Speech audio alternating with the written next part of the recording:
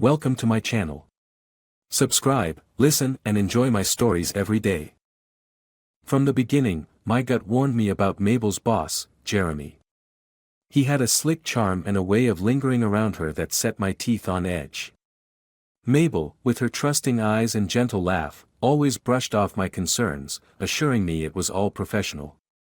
But there was something about the way he looked at her, an intensity that didn't sit right with me. That Thursday started like any other, except I decided to surprise Mabel with lunch. Her favorite, a chicken Caesar salad from the little bistro down the block from her office. I thought it might cheer her up amid her complaints about the mounting stress at work. I reached her office around noon. The reception area was quiet, unusually so. I texted Mabel that I was near her office, but she didn't reply. Thinking she was probably caught in a meeting, I decided to hand-deliver the lunch to her desk. As I approached her office, I could hear faint voices from Jeremy's office, which was odd, given that it was past lunchtime. The closer I got, the clearer the sounds became, laughter, Mabel's laughter, but it was different, laced with a tone that I hadn't heard before. My heart raced, my hand tightened around the bag containing her lunch.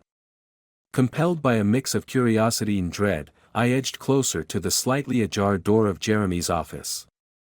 The scene before me halted everything within me, Mabel, perched on the edge of Jeremy's desk, her blouse undone, and Jeremy, on his knees before her, his head buried in her lap. My world stopped, the lunch bag slipped from my numb fingers, spilling its contents unnoticed. Mabel's eyes met mine across the room, wide with shock and something akin to horror. Jeremy, realizing the silence, looked up and immediately scrambled to his feet, his face flushing red. The air was thick with betrayal. No words passed between us for what seemed like an eternity. Finally, I found my voice, a cold, hollow sound that didn't seem like my own. "So this is what all those late nights were about," I said, my tone more of a statement than a question. Mabel started to speak, her voice trembling. "Jack, I can explain." "What's there to explain, Mabel?" I cut her off, my voice rising in anger and pain. "How long has this been going on?" Jeremy stood awkwardly to the side, his earlier confidence evaporated, replaced by a cowardly mien. "Jack, I assure you, it's not what it looks." "Save it, Jeremy." I shot him a look that silenced any further excuses. I turned back to Mabel, who was now standing, hastily buttoning her blouse, tears streaming down her face. "I trusted you," I said quietly, the weight of my heartbreak evident in my voice. "And you did this."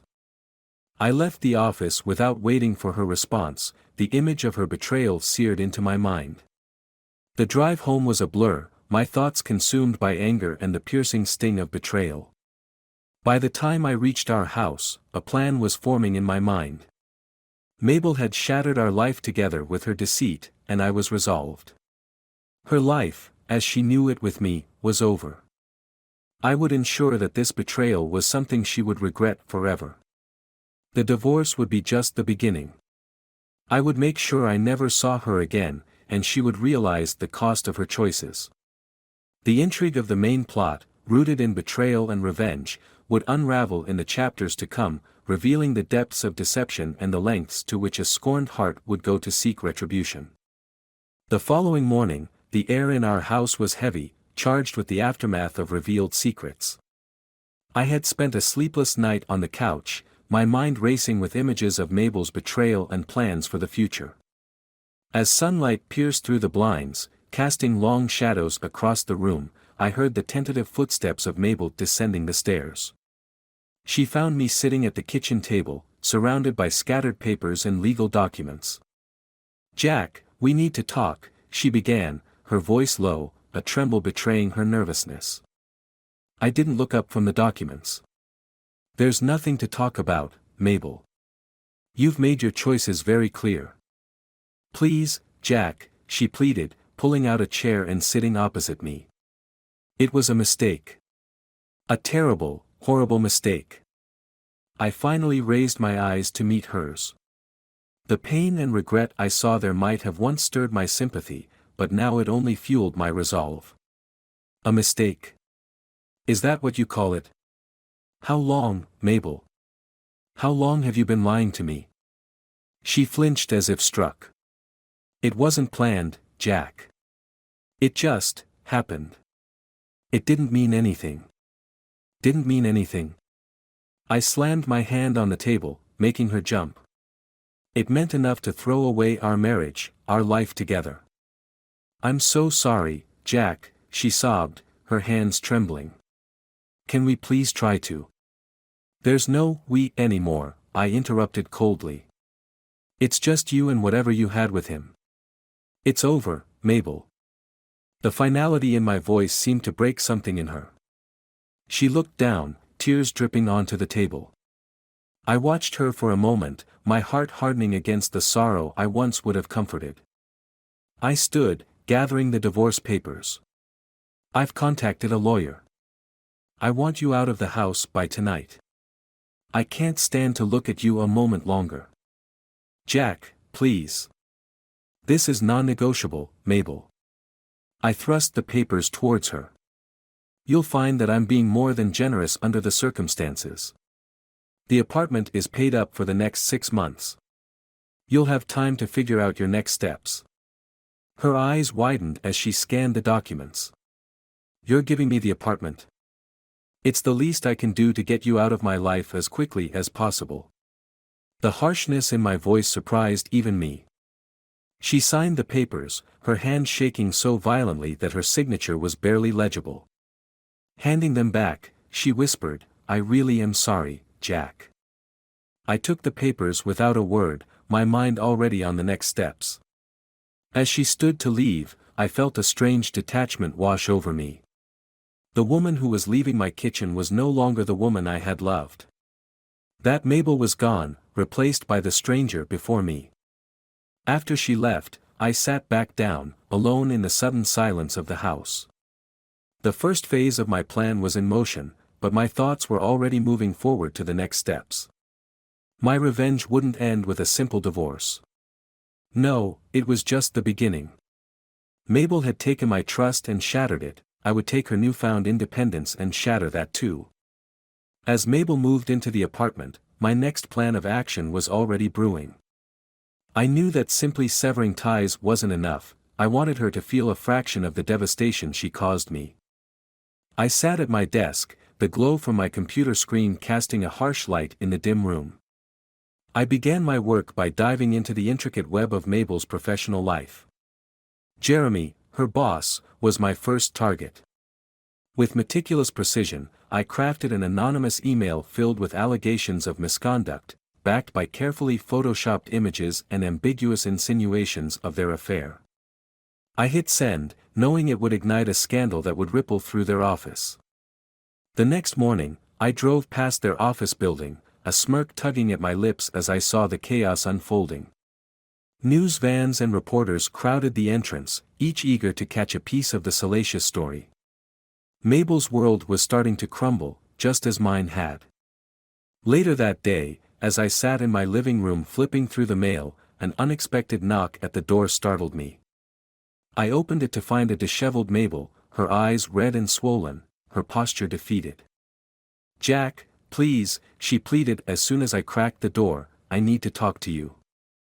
I have nothing to say to you, I responded coldly, blocking the doorway. Please, Jack. I've lost my job. They think I was part of something unethical because of those rumors. I don't know what to do. Her despair was evident, but it only fueled my resolve. You should have thought about that before you betrayed me, I said, my voice unwavering. Jack, I'm begging you. If you have any decency left, help me. I'm nothing without my job. You know how hard I worked for it. That was your second mistake, Mabel, assuming I have any decency left for you, I retorted sharply. She recoiled as if I had struck her, and for a moment, I saw the impact of my words etch into her features. It was a fleeting satisfaction. Please, she whispered, one last plea. I think you should leave, I said, stepping forward to close the door. Her hand shot out, stopping it from shutting. Is this what we've become, Jack? What you've become? Someone who kicks another when they're down. Her voice broke, soaked in pain. That's exactly who I've become, I declared without a hint of regret. Now leave my property before I call the police. Finally retracting her hand, Mabel staggered back, her eyes searching mine for any sign of the man she once knew. Finding none, she turned away, her shoulders hunched as she descended the porch steps. Closing the door, I leaned against it, a complex mix of satisfaction and emptiness battling within me. The retribution was sweet, yet the taste had a bitter edge. As I moved back to my living room, I felt the weight of my actions settle around me. The evening settled into night, and as I poured myself a drink, the phone rang. It was a friend of Mabel's, her voice frantic. "Jack, you've gone too far. Mabel's been in an accident. She's in the hospital." The news struck a chord I hadn't anticipated, sending a chill through me. Had my quest for revenge pushed her over the edge? I hung up, my mind racing. The game had changed, and suddenly, the lines between justice and vengeance blurred. As I sat down, my hands trembling slightly, I realized the depth of the path I'd chosen. The intrigue of my retribution was unfolding, but at what cost? As the night deepened, so did my doubts about the true price of revenge. As I drove to the hospital, the weight of Mabel's accident pressed heavily on me. My mind swirled with conflicting emotions. Had my desire for revenge gone too far?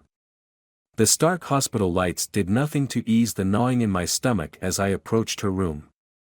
Inside, Mabel lay pale and fragile, a stark contrast to the vibrant woman I once knew. Tubes and monitors surrounded her, beeping steadily. Her eyes fluttered open as I entered, widening in a mix of fear and surprise. "Jack," she whispered hoarsely. "Why are you here?" "To see the results of my work," I responded coldly, though my heart clenched at the sight of her. Her eyes filled with tears. "Jack, I'm sorry. I never wanted any of this." "Sorry doesn't change what happened, Mabel." I stepped closer, my voice steady despite the turmoil inside. "You destroyed us." As I stood there, a doctor entered, a look of concern etched on his face. "Are you family?" he asked, eyeing me cautiously. "I'm her husband, at least for a little while longer," I replied, not taking my eyes off Mabel. The doctor nodded, updating me briefly on her condition. She was stable but had suffered considerable trauma. As he spoke, an idea began to form in my mind, a way to end this chapter for good. "Thank you, doctor. I'll take it from here," I said as he left, the room falling silent except for the soft hum of medical equipment.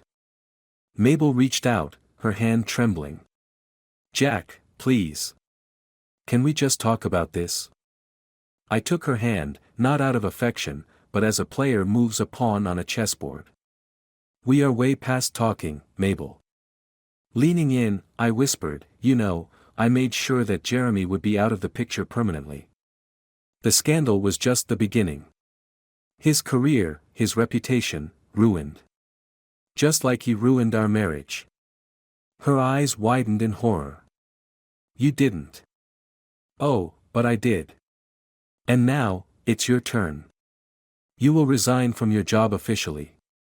You will leave this city and start over, without me and without any support from me. This is non-negotiable." Mabel's face crumpled, the reality of her situation sinking in.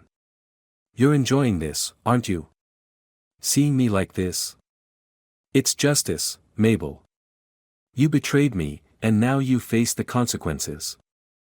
I loved you, Jack. I made a mistake. And now you pay for it." My voice was void of emotion, my decision final. I left her room with a heavy step, each sound echoing the end of our relationship. Outside, the chill of the night air hit me, a stark reminder of the coldness within me. But as I walked away, a new realization dawned on me. In my quest for vengeance, I had lost a part of myself too. The part that knew love, that knew forgiveness. What had started as a mission to right a wrong had turned into a path of destruction that consumed both the guilty and the innocent. As I drove away from the hospital, the city lights blurred before my eyes, not from tears, but from the harsh truth that revenge had not brought peace, only a deeper darkness. Mabel and I were both victims of our own undoing, entangled in a dance too violent to sustain. Our hatred for betrayal, mirrored in each other, was the final nail in the coffin of our marriage. And in that bitter realization, I understood that the true deception was not Mabel's alone, but also the deceit within me, that revenge could ever heal a broken heart. As the city faded into the night behind me, so did the last remnants of what we once had, lost forever to the shadows of our choices.